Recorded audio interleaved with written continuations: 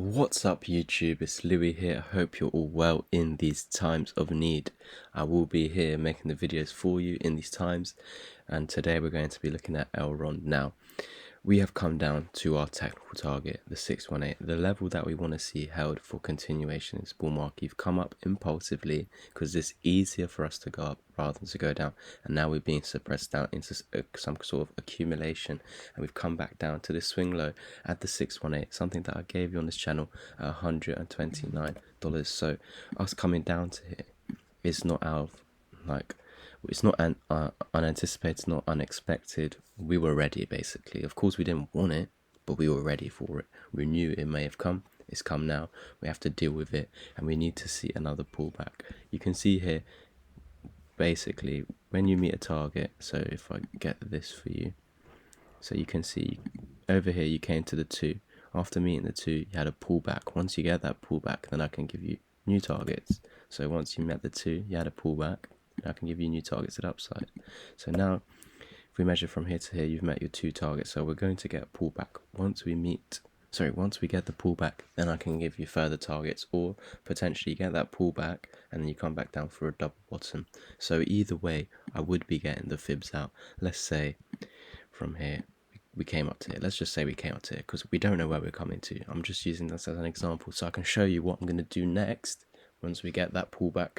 So once we get that pullback, let's say this is the top. So you measure from the low to the top, and what should happen is you should actually come down to the 618 over here, $125, and then continue. But if you were to lose this, you'd come to the 1, where of course you could continue up. But if you were to lose that, that's when I say, yep, you're coming to the 1618.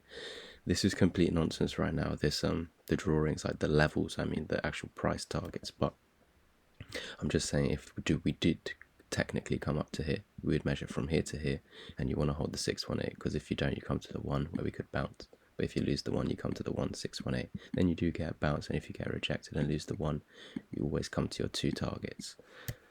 So that's what we're basically going to do as the next step for Elrond. We're just waiting for that pullback, basically, because now we've met our targets.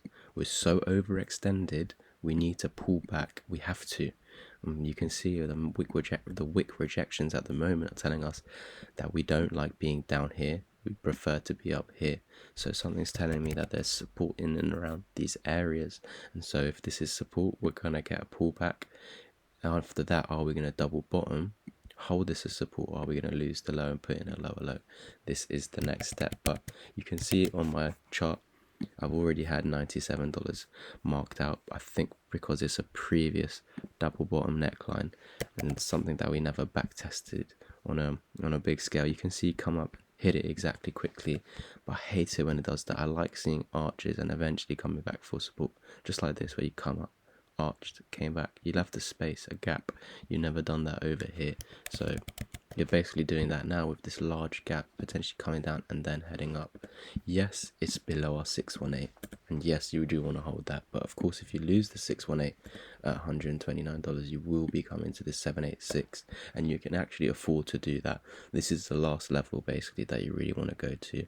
From here, if you do lose this low, you're going to come down to the 1. But if you do get a bounce above the 618 and confirm the 618 as support again, this move to the downside here would be a fake out, and basically would suggest that we would not be going down, because it's had its attempt to do that and it didn't like doing that, bringing it back above support, holding it, basically confirming that this was a fake move, market manipulation, and we would be heading higher. So that's if you lose the 618 and bounce from the 786. Of course, you can come to the 786 and then lose it. You would be coming to the 1. But until that, we can't be saying we're coming to the 1. For the moment, we can say lose 129.